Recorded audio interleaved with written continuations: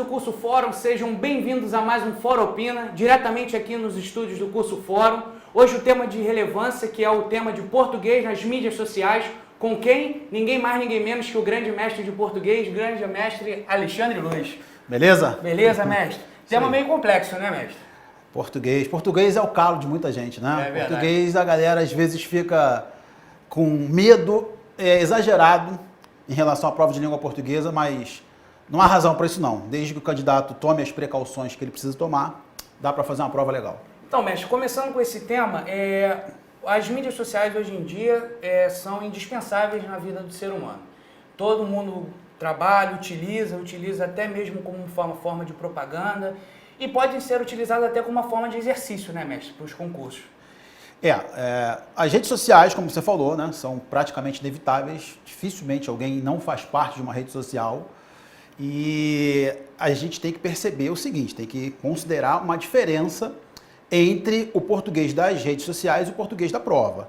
Nas redes sociais, não há uma preocupação excessiva com pontuação, determinadas gírias fazem parte do texto. É diferente, por exemplo, de um texto de redação, um concurso. Ali, a linguagem é mais formal, mais culta, digamos assim. Não é que você vai usar palavras rebuscadas, que quase ninguém conhece, não é isso. Mas você precisa ser um pouco mais formal, polido. E, inclusive, há uma diferença também significativa em relação à argumentação nas redes sociais e à argumentação na redação. A gente tem percebido nas redações hoje uma tendência ao exagero, né? Não há mais aquele texto sereno, equilibrado, aquele texto ponderado. É aquele texto que carrega um certo ódio, às vezes muito comum, nos textos das redes sociais. Então o candidato precisa fazer essa diferença. Rede social legitima ou autoriza algumas construções que o candidato não pode, de jeito nenhum, pensar em utilizar nos concursos. Mas existe pelo menos uma linha tênue para mim entre você falar bem e você falar mal nas redes sociais. Como isso pode prejudicar a preparação do aluno para os concursos? Aí ele vai ter que tomar cuidado, principalmente com a parte de português em relação ao conteúdo que foi definido no programa e entender que falar nas redes sociais é um pouco mais tranquilo em relação ao uso da língua portuguesa. Ou seja, nas redes sociais, como eu falei, o candidato pode deixar, por exemplo, de empregar um acento grave, deixar uma vírgula de lado, isso não vai comprometer muito o texto dele ou não vai trazer grandes prejuízos.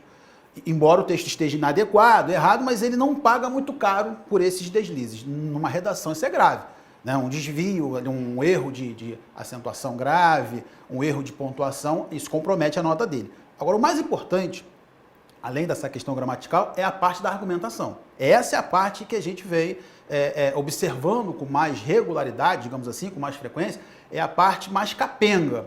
As pessoas estão argumentando mal ou não estão argumentando. Então, com base naquilo que a gente vê nas redes sociais, ou seja, eu estou com vontade de falar alguma coisa sobre um assunto. Eu vou lá ao meu perfil, digito qualquer coisa, sem demonstrar conhecimento, sem pesquisar, sem fundamentar, jogo ali. Só que na hora de fazer uma redação, eu não posso fazer isso. Eu não tenho o mesmo compromisso. Seria interessante que o candidato nas redes sociais tivesse essa preocupação também. O que eu vou publicar agora está bem fundamentado, eu estou demonstrando conhecimento do que eu estou dizendo. Dessa forma ele evita passar certas vergonhas, né? Nós sabemos que as pessoas se expõem. Eu acho até que é um despudor interessante, né? A pessoa não tem vergonha de passar ali um certo ridículo, colocando textos sem a menor fundamentação, demonstrando que ela não conhece absolutamente nada do que ela está dizendo. Na redação, é claro que isso aí vai comprometer bastante a nota do candidato. Na verdade, essa liberdade que a rede social dá, ela pode ser até muito ruim, né?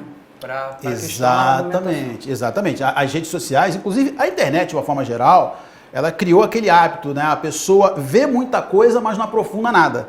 Então você vai clicando nos links, nas páginas, vai abrindo um monte de coisa, você tem muita informação, você tem muito texto, mas você tem pouca consistência, você não reflete muito, não analisa muito o que está sendo visitado e vai comprando qualquer ideia, né? Vai misturando tudo, vai aceitando qualquer bobagem.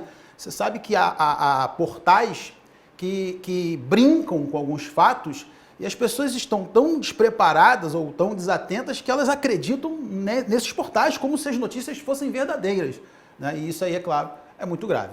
Mestre, outra pergunta que eu iria fazer é em relação a essa informalidade que é gerada nas redes sociais. Como é que a doutrina gramatical ela interpreta isso?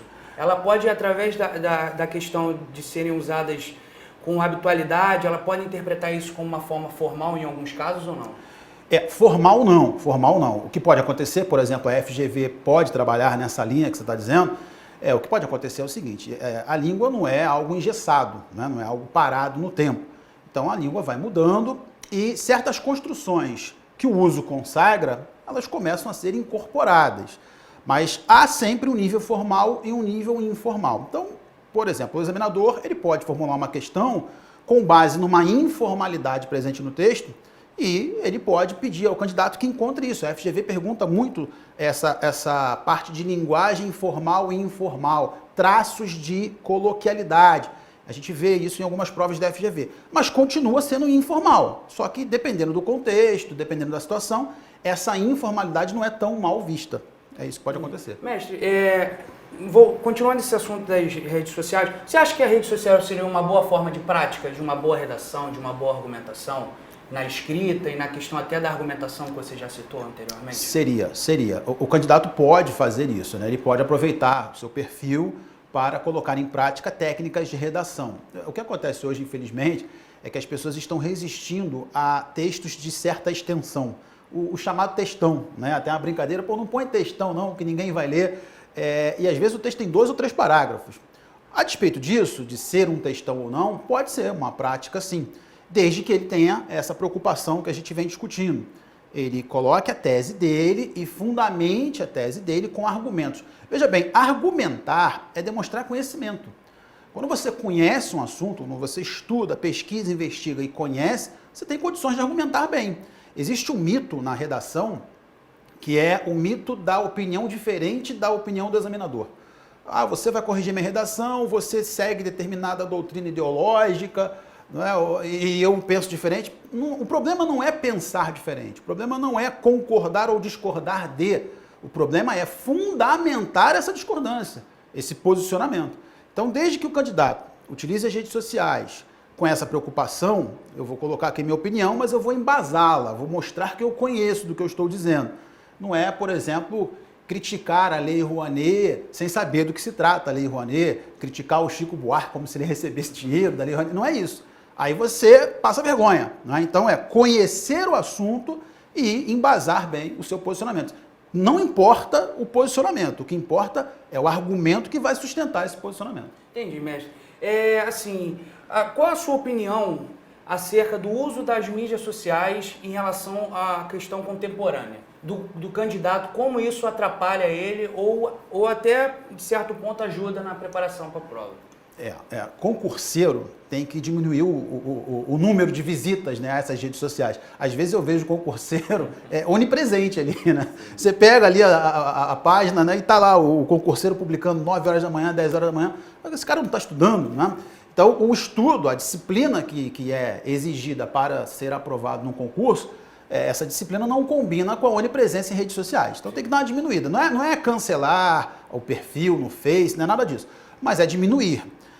Pode ser interessante, por exemplo, para estudar mesmo, né? Nós temos aí vários cursos na internet, até nas páginas mesmo dessas redes sociais, então pode ser bem utilizado, mas o ideal é que ele concentre o foco nos estudos, visite com menos frequência as redes sociais e quando fizer essas visitas, procurar temas que sejam interessantes, né? Pode ser até interessante para ele se atualizar, né? Ver o que está acontecendo, o tema da redação pode ser sobre isso, é legal, é interessante. Isso aí, mestre, muito obrigado. Adorei. Ele está aqui junto com a gente nos cursos aqui, grande mestre, professor Alexandre Luz, de português. Curso Fórum, tradição e preparar para aprovar.